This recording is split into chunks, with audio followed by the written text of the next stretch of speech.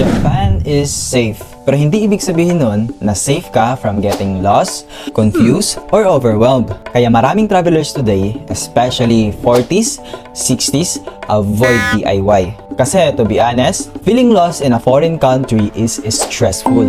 Ito yung mga common scenario sa DIY travelers. Nagkakamali sa train line, nagkahiwalay sa platform, naligaw sa station, hindi mahanap ang exit, hindi makaintindi ng instructions, o nalilate sa meeting time.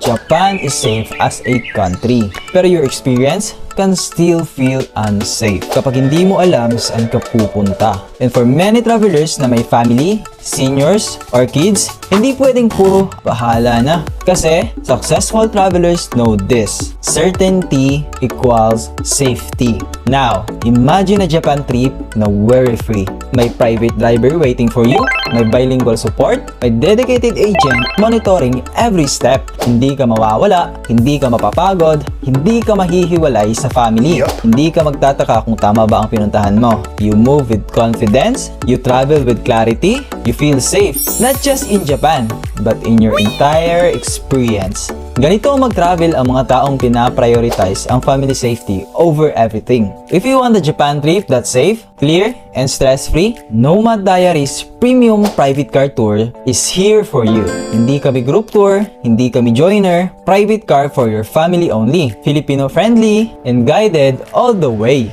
Message us anytime, kami bahala sa safety, ikaw sa bonding.